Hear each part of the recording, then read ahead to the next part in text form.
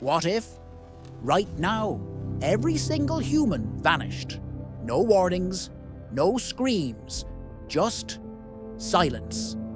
Would Earth die with us, or finally start to breathe again? In this video, we're going to travel through time, from the moment humanity disappears to millions of years into the future, to witness what happens to our cities, our animals, our monuments, and even the planet itself, from collapsing skyscrapers to forests reclaiming the land, to the slow rebirth of a world without us.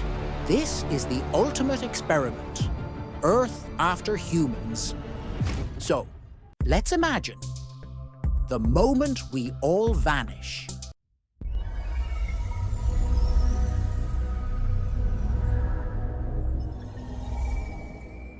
The first hour, silence falls.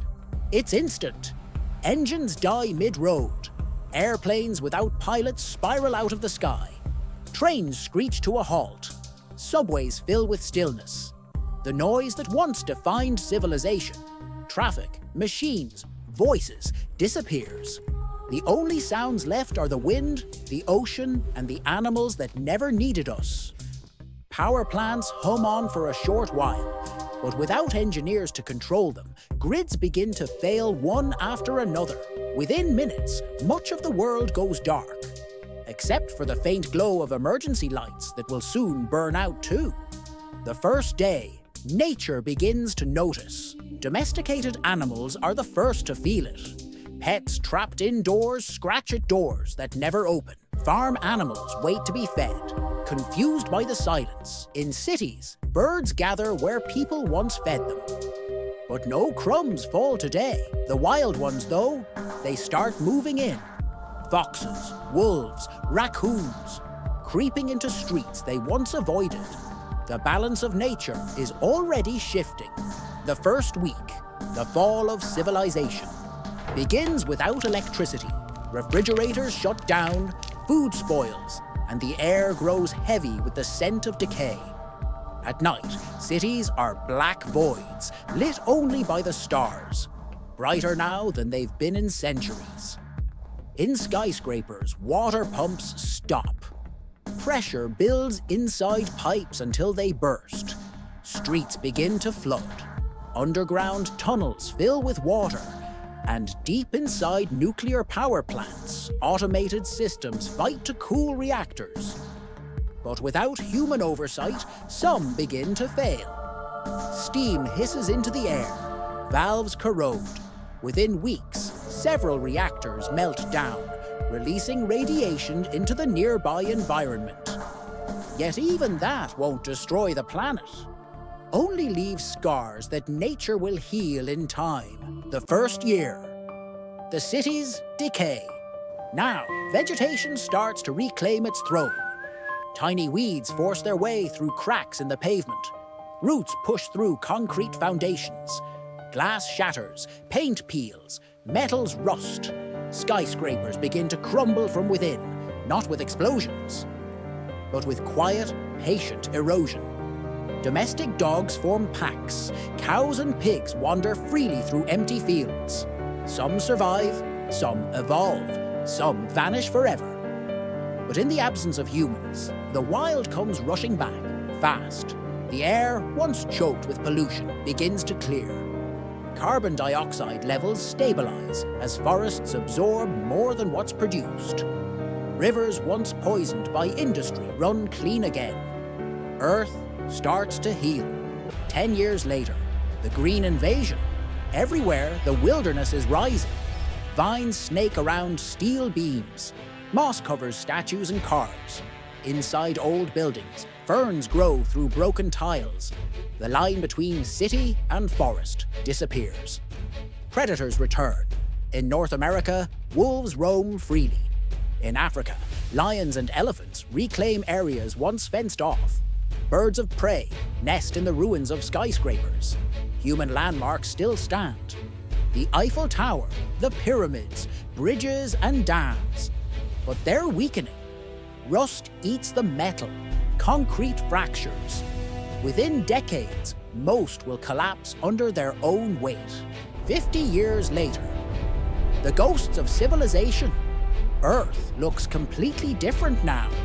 Satellite images would show patches of deep green, where once there were grey megacities. Jungles swallow highways. Beavers rebuild rivers. Coral reefs begin to recover without fishing nets or pollution. Nuclear zones remain dangerous. Chernobyl and Fukushima expand as wild sanctuaries where radiation-resistant species thrive. Nature adapts faster than we think. But one thing remains: plastic. Billions of tons of it, scattered across oceans and land, slowly breaking down into microplastics that will outlive most species alive today. 100 years later, the age of ruins. Every wooden structure has rotted away. Bridges have fallen. Glass skyscrapers are skeletal remains covered in ivy. Concrete walls are cracked and half buried under soil. The metal skeletons of cars lie rusting, overgrown by roots and wildflowers. The climate starts to balance. No more factories, no more cars, no more burning coal. CO2 slowly declines. Ozone holes close. Earth's temperature begins to stabilize, though the long-term warming we caused lingers for centuries. The descendants of animals we once controlled now roam freely, reshaping ecosystems. Pigeons, rats, and cockroaches survive and thrive. They were built for chaos. 500 years later, the new wilderness forests cover nearly every continent again. Where New York once stood, there's a dense jungle. Only a few stone structures remain. Fragments of cathedrals, pyramids, the Great Wall of China, partially collapsed, half reclaimed by the earth. The air is fresher, oceans cleaner, skies clearer. No satellite or spacecraft remains in orbit. Most have burned up as their orbits decayed centuries earlier. Yet below the surface, humanity's fingerprints persist. Underground tunnels, plastics sealed in sediment, radioactive isotopes frozen in time. To any future intelligent species, Earth's crust will tell a story of a civilization that rose fast and disappeared faster. 10,000 years later, the memory fades. The last skyscrapers crumble into dust. Cities turn into low hills of debris, slowly buried under grass and soil. Only the largest stone monuments, like the pyramids or Mount Rushmore, might still hint that someone was here. But even they are fading. Wind, rain, and erosion erase our faces from the stone. Glaciers may return if the planet cools naturally over the millennia. New species evolve, perhaps descendants of today's birds or mammals, inheriting the world we left behind. The continents drift, the climate shifts, and the Earth continues its eternal cycle.